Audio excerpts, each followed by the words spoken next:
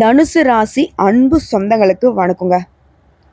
தனுசு அப்படின்னாவே எல்லாருக்குமே வழிகாட்டியாக வாழக்கூடியவங்க. இவனுடைய உயர்வுங்கிறது பல கட்ட கஷ்டங்களை தாண்டி தான் இருக்கும். ஆனால் இவங்களை சுற்றி இருக்கிறவங்க ஈஸியாக சக்ஸஸ் ஆகிறதுக்கு இவங்க வழி காட்டிடுவாங்க. ஒவ்வொருத்தங்க இவங்ககிட்ட உதவின்னு கேட்கறதுக்கு முன்னாடி உதவி செஞ்சுருவாங்க. அதே போல் இவங்ககிட்ட யாராவது உதவின்னு கேட்டுட்டா அவங்க திரும்பவும் மற்றவங்கிட்ட உதவின்னு கேட்காம இவங்களை போல மற்றவங்களுக்கு உதவி செய்யக்கூடிய அளவுக்கு அவங்களுடைய வாழ்க்கைக்கு வழி காட்டுவாங்க. இலக்குங்கிறது பெருசு, அதற்கான திட்டமிடலும் பெருசு, அதை செயல்படுத்துறது அதை விட பெருசு. இது மூன்றையுமே கரெக்டாக ஃபாலோ பண்ணக்கூடியவங்க தான் தனுசு ராசிக்காரன்.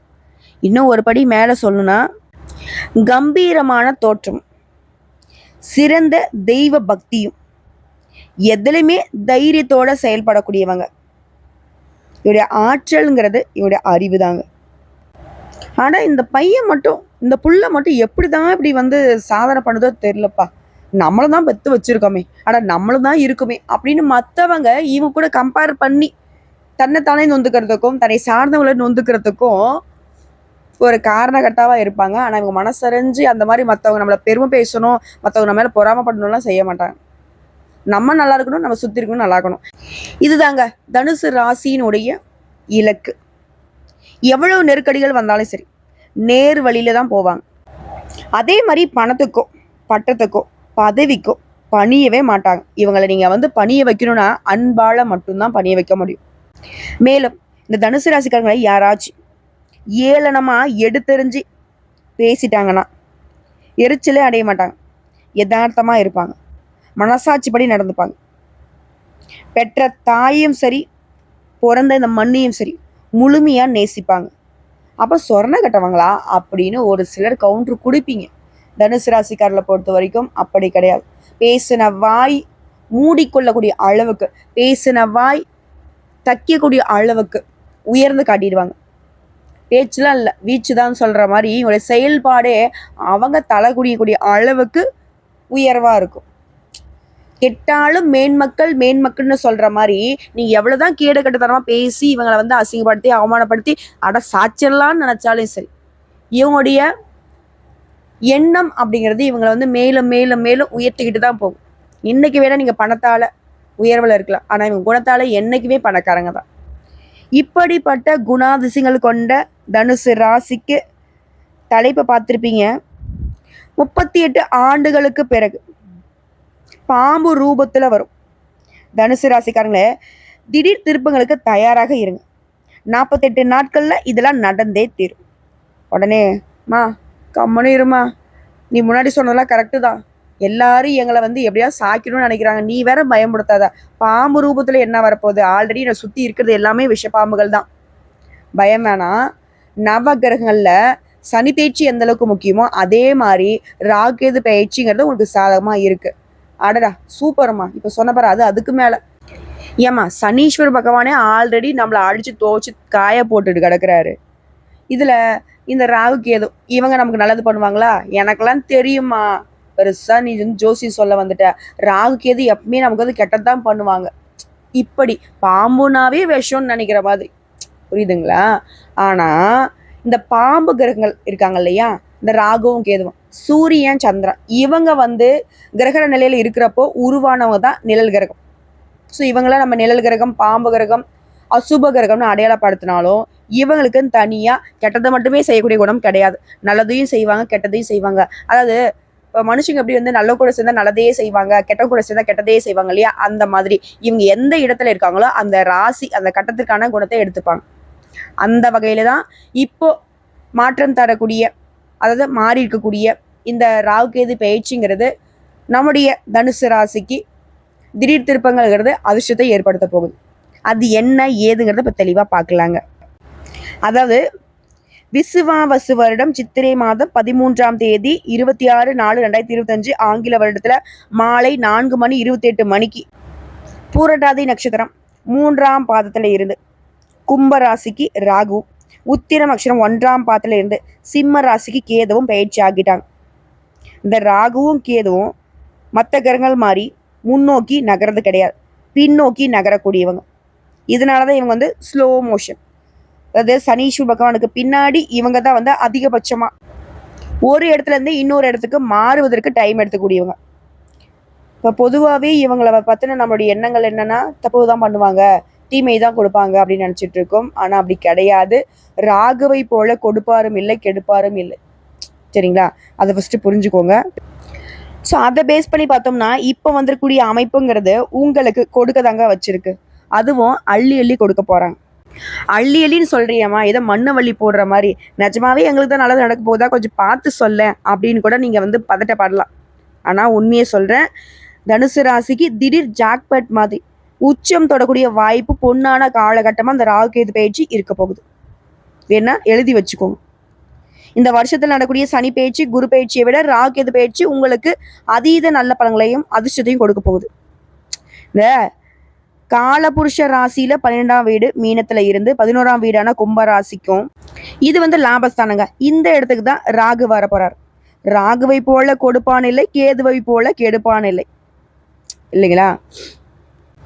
இந்த ராகு பகவானை வந்து நாங்க ஜோதிடத்துல போகக்காரகன்னு சொல்லுவோம், கேதுவை ஞானக்காரகன்னு சொல்லுவோம். இவங்க 2 பேரும் ஒரே வேளையில பயிற்சியாகி உங்களுக்கு இது நாள் வரைக்கும் பெரிய பெரிய பிரச்சனை, வாழ்க்கையில மோசமான நிலைக்கு தள்ளப்பட்ட உங்களுக்கு அதிர்ஷ்டமான பலன்களையும் மிகப்பெரிய சந்தோஷத்தையும் கொடுக்க போறார். எப்படின்னா, தனுசு ராசிக்கு இப்பதான் 7.5 சனி முடிஞ்சு, இதனால எல்லா பிரச்சனையும் முடிஞ்சா அப்படின்னு ஒரு நிம்மதி நமக்கு ஏற்பட்டுச்சு. ஆனா அதற்குள்ள 4 சனி, இது வந்து அர்த்தாஷ்டம சனி. அதே மாதிரி ராசி அதிபதி குரு 6ஆம் இடத்துல வந்து சிக்கிக்கிட்டார். இதனால நோய், எதிரி, வம்பு, வழக்கு இந்த மாதிரியான விஷயங்களை நீங்க சிக்கிக்கொள்ளக்கூடிய வாய்ப்பு இருந்துச்சு. ஆனா 10ஆம் பாவத்துல கேது குருடைய பார்வையில அமர்ந்து பெரிய அளவில் எந்த ஒரு முன்னேற்றமும் ஏற்படாம இருந்துச்சு. கடன் மட்டுமே மிச்சமா இருந்திருக்கும். இந்த 6ல குரு வந்தது மட்டும் உங்களுக்கு பிரச்சனை கிடையாதுங்க. 4ஆம் இடம்னு சொல்லக்கூடிய சுகஸ்தானத்துல ராகு வந்து அமர்வதும் உங்களை பாடுபடுத்தி இருக்கும். இப்போ வரைக்கும் சொன்னது, இது நாள் வரைக்கும் நீங்கள் பட்ட கஷ்டத்தை சொல்கிறேன், ஒரு நிமிஷம் தட தெளிவாக கேட்டுக்கோங்க. அதே மாதிரி வீடு, வாகனம், மனை, போக்குவரத்துலையும் படாத பாடுபட்டிருப்பீங்க. தொடர்ச்சியாக கடன் வாங்கி வாங்கி வாங்கி சிக்கியிருப்பீங்க. நிறைய பேருக்கு ஆரோக்கியத்தில் பிரச்சனை ஏற்பட்டுக்கிட்டே இருந்திருக்கும். வைத்தியத்தை மாற்றி மாற்றி மன உளைச்சலுக்கே ஆளாகியிருப்பீங்க. ஆனால் இப்போ சனி பயிற்சி 4ஆம் பாவத்தில் சனி அமர்வது, ராகு கேது பயிற்சியில் 2 ப்ளஸ் பாயிண்ட்டுகள் இருக்குது. இதனால லாபம் கொட்டும். உங்களுக்கு 3ஆம் இடம் அப்படின்னு சொல்றது வெற்றி ஸ்தானத்துல ராகு பகவான் வந்து அமர்வது. இது 7ஆம் பாவத்துல குரு அமர்ந்து ராசியையும் பார்க்க போறதுனால இந்த பாவம் அப்படிங்கிறதே பலம் பெறுது. குரு லாபஸ்தானத்தை பார்க்கிறார். அதே சமயம் 3ஆம் இடத்துல இருக்கக்கூடிய ராகுவையும் பார்க்கறதுனால குரு சண்டால யோகத்தை உண்டாக்குறாரு.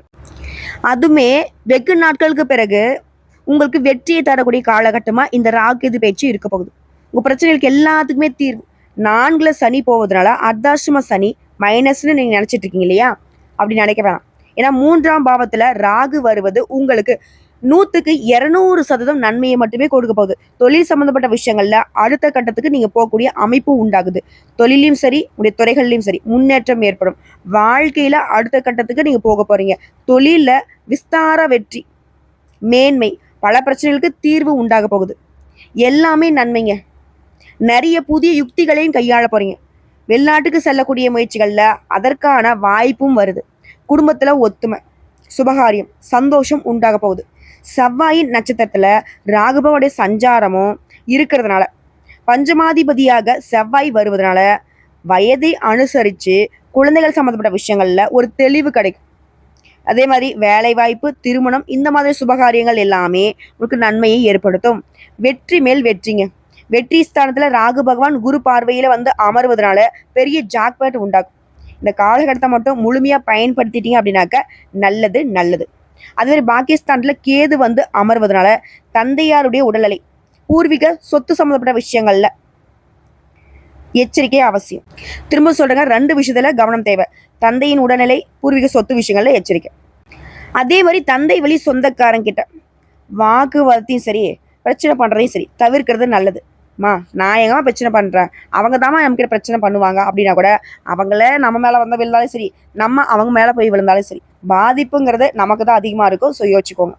அதே மாதிரி அதிர்ஷ்டம்ங்கிறது வெகு நாட்களுக்கு பிறகு நல்ல வாய்ப்புகள், வெற்றிகள், வெளிநாட்டு யோகம், பல பிரச்சனைகளுக்கு தீர்வு, புதுசாக வியாபாரம் ஆரம்பிக்கிறது, இந்த மாதிரி எல்லா விதங்களிலுமே மேன்மையை தரக்கூடிய ஒரு அருமையான காலகட்டமாக இந்த ராகு பயிற்சி உங்களுக்கு அமைத்து கொடுத்துருக்காங்க. ஒரு இடத்தை வித்துட்டு புதிய இடத்தை வாங்கக்கூடிய யோகம், இப்படி எல்லாத்துலேயுமே சாதகம், அதிர்ஷ்டம், வெற்றின்னு இப்படி சொல்லிக்கிட்டே போகக்கூடிய அளவுக்கு அடுத்த 1.5 வருஷம் முழுசா பயன்படுத்தி கொள்ள வேண்டும். இன்னும் கொஞ்சம் தெளிவாக பார்க்கலாமா? தனுசு ராசி, மூலம் நட்சத்திரம், பூரடம் நட்சத்திரம், உத்திரடம் நட்சத்திரம், 1ஆம் பாதம், இங்க எல்லாருக்குமே இது பொது பலன்கள் கட்டாயம் இது பொருத்தமாகும். 100க்கு 70% இல்லை, 80-90% கூட நம்ம சொல்லக்கூடிய பலன்கள் உங்களுக்கு பலித்தமாகும். நல்லா தெளிவா தெரிஞ்சு வச்சுக்கோங்க. உங்களை பொறுத்த வரைக்கும் ராகு பகவான் என்ன பண்றாரு? சுகஸ்தானத்திலிருந்து தைரிய வீரிய ஸ்தானத்துக்கு மாறுறாரு. அதே மாதிரி கேது பகவான் தொழில் ஸ்தானத்திலிருந்து பாக்கியஸ்தானத்துக்கு மாறுறாரு. இதை பேஸ் பண்ணி முக்கிய திருப்பங்களை நீங்க பார்க்க போறீங்க. இது நம்ம லிஸ்ட்லயே இல்லையேன்னு சொல்லக்கூடிய அளவுக்கு, இது நம்ம பிளானே பண்ணலையேன்னு சொல்லக்கூடிய அளவுக்கு, திட்டம் போடாத நீங்க செய்யக்கூடிய காரியங்கள்ல கூட வெற்றி பெறுவீங்க. தாய் வழியில ஆதரவு பெருகுது. இல்லத்திற்கு தேவையான விலை உயர்ந்த பொருட்களை வாங்குவீங்க. கோர்ட்டு கேஸ், வம்பு வழக்கில் உங்களுக்கு வெற்றி கிடைக்கும். வாழ்க்கையில வளர்ச்சி உண்டாகுது. திடீர்னு வெளிநாட்டுக்கு பயணம் போகணும், வீசா கிடைக்கும். இதன் மூலம் புதிய வாய்ப்புகளை பெறுவீங்க. பொது வாழ்க்கையில ஈடுபட்டவங்களுக்கு புகழுக்கும் செல்வாக்குக்கும் குறைவு இருக்காது, கூடிக்கிட்டே போகும். பிள்ளைகளுடைய நலன்ல அதிக அக்கறை காட்டினால் குதூகலம் அதிகமா சந்திப்பீங்க. அதே மாதிரி இது நாள் வரைக்கும் பாசமே காட்டாத சொந்த பந்தங்கள்லாம் இப்ப பாசம் காட்ட துவங்குவாங்க. உடல்ல இருந்த உபாதைகள், மனக்குழப்பங்கள் விலகுது. புதியவங்களுடைய நட்பு கிடைக்கும், அவங்களுடைய ஒத்துழைப்பும் கிடைக்கும். உங்களுடைய நம்பிக்கைகள் வீண் போகாது. சொத்து பிரச்சனைகளும் சுமூகமா முடியும். புதிய கல்வி அதை கற்பதற்கான வாய்ப்புகளும் தேடி வரும். அதே நேரம் திரும்ப திரும்ப செலவு வைக்கக்கூடிய வண்டி வாகனங்களை மாற்றக்கூடிய ஒரு யோகம் இருக்கு. அதே மாதிரியே நான் பழைய ஃப்ரெண்டுடா அப்படின்னு சொல்லிட்டு இந்த பகையை வந்து மறைமுகமா வச்சு உங்களை வந்து கெடுக்கணும்னு நினைச்சவங்க நீங்க கண்டுபிடிச்சிருவீங்க. இதனால யார்கிட்டயுமே மனம் விட்டு பேசாதீங்க. அடுத்த உத்தியோக பணிகள் இருக்கிறவங்க சிறப்பான பலன்களை பெற போறீங்க. உங்க வேலையில கண்ணும் கருத்துமா முயற்சி பண்ணுங்க. நம்மளை யாரும் குறை சொல்லக்கூடாதுரா, அந்த அளவுக்கு நேரத்தை கடைபிடிப்பது நல்லது. அதே மாதிரி கூட வேலை பார்க்குறாங்க பார்த்தீங்களா, சக ஊழியர்கிட்ட ஒத்துழைப்பு கிடைக்கும். மேலிடம் உங்ககிட்ட கனிவா உறவை கொள்ளும். அறிமுகம் இல்லாத நபர்கள்கிட்ட எச்சரிக்கையா இருக்கணும். அதே மாதிரி வேலை நிமித்தமா வெளியூர் பயணம் போயிட்டு வருவீங்க. பதவி உயர்வு, இடமாற்றம் தொடர்பாக எடுக்கக்கூடிய முயற்சிகள்ல வெற்றி கிடைக்கும். அடுத்த வியாபாரிகளுக்கு குறைஞ்சபட்சம் லாபம் உறுதியாக கிடைக்குங்க. போட்டிகள் அதிகமா இருந்தாலும் வாடிக்கையாளர்களுடைய ஆதரவினால உங்களுக்கு கிடைக்க வேண்டியது கிடைச்சே தீரும்.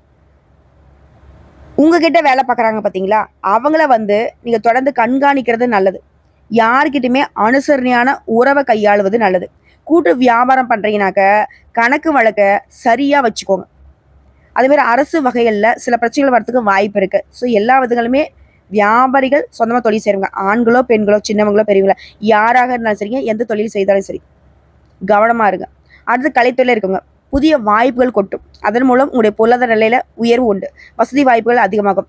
சக கலைஞர்கள்ட்ட சுமூகமாக பழகுவது நல்லது. புதிய ஒப்பந்தங்கள்ல கையெழுத்திடுறீங்க அப்படின்னாக்கா ஆவணங்களை சரியா படிச்சு பார்த்து கையெழுத்து போடுங்க. வெளியூர் பயணம் போறதுக்கு முன்னாடி அதற்கான சரியான முன்னேற்பாடுகளை செஞ்சுக்கிட்டு பயணம் மேற்கொள்றது நல்லது. அடுத்து மாணவர்களுக்கு படிப்புல ஆர்வம் குறையாமல் இருக்கும். நேர்மறை எண்ணங்களை அதிகமாக வளர்த்துக்கோங்க. விளையாட்டுல ஈடுபடும் போது கவனமா இருக்கணும்.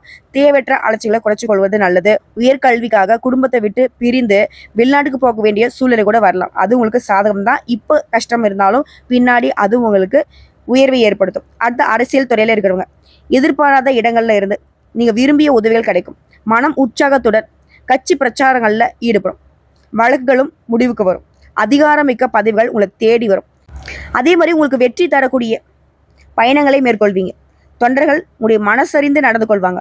அடுத்த பெண்மணிகளுக்கு அனைத்து காரியங்களுமே சுமூகமா முடியுங்க. குடும்பத்தாருடைய நல்லெண்ணங்களுக்கு நீங்க பாத்திரம் ஆவீங்க. அதாவது குடும்பத்தார் எல்லாருமே உங்களை வந்து விரும்புவாங்க. கணவர்கிட்ட நல்ல உறவு அமையும். ஆன்மீகத்தில் நாட்டம் அதிகமாகும். புதிய ஆலயங்களுக்கு போயிட்டு வருவீங்க. பொருளாதாரம் நல்லா இருக்கும். கடன் தொல்லைகள் ஏற்படாது. கடினமாக உழைச்சி வாழ்க்கை தரத்தை உயர்த்தி கொள்வீங்க. கூட பிறந்தவங்க உங்களுக்கு உதவி செய்வாங்க. உங்க முன்னேற்றத்துக்கு பலம் சேர்ப்பாங்க. ஸோ இப்போ வரைக்கும் பார்த்தது பொது பலன்கள். இதை தாண்டி இன்னும் விரிவான விளக்கமா நட்சத்திர பலன்களையும் பார்த்து தெரிஞ்சுக்கலாம். இந்த ராகுவும் கேதுவும் எந்த அளவுக்கு உங்களுக்கு சாதகமான பலன்களை கொடுக்குறாங்கன்ட்டு. இந்த பேச்சில் மூலம் நட்சத்திரத்தை சேர்ந்தவங்களுக்கு முயற்சிகள் பல செய்து நல்ல செயல்களை செய்து சிறப்படைய போறீங்க. அதே மாதிரி குடும்பத்துலங்க சின்ன சின்ன சலசலப்புகள் ஏற்பட்டு மறைஞ்சிரும். வெளியில் கொடுத்திருந்த பணம் கைக்கு திரும்ப வரும். அதே மாதிரி உங்களுடைய அத்தியாவசிய தேவைகள் எல்லாமே இப்போ நிறைவேற்றிக்க போகிறீங்க. உங்களுடைய உடன்பிறப்புகள் வழியில் சகோதரரோ சகோதரிகளோ உங்களுக்கு இருந்த கருத்து வேறுபாடுகள் மறையுது. உங்களுக்கு கீழே வேலை பார்க்குறவங்க உங்களுக்கு சிக்கலை ஏற்படுத்த நினைப்பாங்க. அதுக்கு இடம் கொடுக்காம கொஞ்சம் கவனமாக இருந்துக்கோங்க. அடுத்து பூரண நட்சத்திரம். இந்த பேச்சினால கடுமையாக முயற்சி செய்து ஒரு தேவைகளை நிறைவேற்றி கொள்வீங்க. உடல் ஆரோக்கியம் சிறப்பாக இருக்குது. குடும்பத்தில் மருத்துவ செலவுகள் இனி ஏற்படாது. அதே மாதிரி யாரையுமே புண்படுத்தாமல் உடைய அணுகுமுறையால் வெற்றி பெறுவீங்க. குறிப்பாக இந்த காலகட்டம் குடும்பத்தில் பாக பிரிவினை இந்த மாதிரி விஷயங்கள் சுமூகமாக நடக்கும். அசியா சொத்துக்கள்ல இருந்து வருமானம் வர தொடங்கும். அடுத்த உத்திரடம் நட்சத்திரம் 1ஆம் பாதம். இந்த பேச்சில பல விஷயங்களை சாமர்த்தியமா சமாளிக்க போறீங்க. மறைமுக எதிர்ப்புகள் நிகுது. கோர்ட்டு கேஸ் வழக்கு விவகாரங்கள்ல திடீர் திருப்பங்கள் உங்களுக்கு சாதகமா ஏற்படும். குறைந்த உழைப்புலையுமே அதிகமான ஆதாயம் கிடைக்கும். அதே சமயம் உங்களை பத்தி புறம் பேசுறவங்களை இனம் கண்டு ஒதுக்கி வச்சிருவீங்க. குடும்பத்துல ஏற்படுத்த சில அனாவசியமான பிரச்சனைகளுமே கண்டும் காணாம இருக்கிறது நல்லது. ஸோ இதையும் பார்த்துக்கோங்க. நட்சத்திர பலன்களுமே உங்களுக்கு சாதகமாக தான் இருக்குது. ஒட்டு மொத்தமாக அந்த ராகுவும் கேதுவும் மாறி மாறி உங்களுக்கு நான் கொடுக்குறேன் நீ கொடுக்குறேன் தான் வச்சுக்கோங்கிற மாதிரி நிறைய வாய்ப்புகளையும் அதிர்ஷ்டத்தையும் வெற்றிகளையும் தாங்க கொடுத்துருக்காங்க. ஸோ உங்களை பொறுத்த வரைக்கும் இந்த ராகு கேது கொடுக்கக்கூடிய விஷயங்கள் நிலைச்சு நிற்கணும்னாக்கா நீங்கள் செய்ய வேண்டிய பரிகாரம் மற்றும் வழிபாடு, ராகுவிற்கும் கேதுவிற்கும் பரிகார பூஜை செய்கிறதும், சனி பகவானுக்கு சனிக்கிழமைகள் தோறும் நல்லெண்ணெய் தீபம் ஏற்றி வழிபாடு செய்கிறதும் கஷ்டங்களை போக்கி மனசில் நிம்மதியை கொடுக்கும். அதே மாதிரி அனுதினமும் நீங்கள் சொல்ல வேண்டிய மந்திரம் ஓம் சத்குருவே நம. இந்த மந்திரத்தை தினமும் 12 முறை சொல்லணும். இதனால அதிர்ஷ்டம் நிலைக்கும். அதே மாதிரி உங்களுக்கு அதிர்ஷ்டம் தரக்கூடிய எண்கள் 1, 3, 9. அதிர்ஷ்டம் தரக்கூடிய கிழமைகள் வளர்பிறைன்னு எடுத்துட்டோம்னாக்கா திங்கள் வெள்ளி, தேய்பிறையில் திங்கள் வெள்ளி. ஸோ இந்த நாட்களில் உங்கள் சுபகாரியங்களை தொடக்கத்துக்கு பயன்படுத்துங்க, நல்லது நடக்கும். அதே போல் 2வது பரிகாரம் மற்றும் வழிபாடுங்க. ராமநாதபுரம் மாவட்டம் பரமக்குடியிலிருந்து 12 கிலோமீட்டர் தொலைவில் இருக்கக்கூடிய நயினார் கோயில் இந்த ஊரில் அமைந்துள்ள ஸ்ரீ சௌந்தர நாயகி சமேத ஸ்ரீ நாகநாதரை வணங்குவதனாலையும் புற்று நோயாளிகளுக்கு உதவுவதனாலையும் செல்வம் சேரும். 3வது பரிகாரம் மற்றும் வழிபாடு. ஞாயிறு வியாழக்கிழமைகள்ல சிவபெருமானுக்கு வில்வ மாலை சாற்றி அர்ச்சனை செய்து கோயிலை வலம் வர நினைச்சது நடக்கும். அதுபோல மலர் பரிகாரம். சாமந்தி மலரை குருவிற்கு அர்ப்பணிச்சு வழிபாடு செய்ய கோடி நன்மைகள் உண்டு. அதே மாதிரி அதிர்ஷ்டம் தரக்கூடிய திசைகள் கிழக்கு வடக்கு. அதிர்ஷ்டம் தரக்கூடிய நிறம் ஆரஞ்சு வெள்ளை. அதிர்ஷ்டம் தரக்கூடிய எண்கள் 1, 3, 9. ஸோ இது எல்லாமே தனுசு ராசிக்கு இந்த ராகேது பேச்சினால வரக்கூடிய வாய்ப்புகளை நிலையா நிறுத்தி வைக்கிறதுக்கான பரிகாரம் மற்றும் வழிபாடுங்க. பயன்படுத்திக்கோங்க. உங்களுடைய மிகப்பெரிய இலக்குங்கிறது உங்களுக்கு உயர்வை ஏற்படுத்தும். அதற்கு இந்த ராகேது பேச்சு துணையா இருக்கும். நல்லதே நடக்குங்க. வாழ்த்துக்கள்.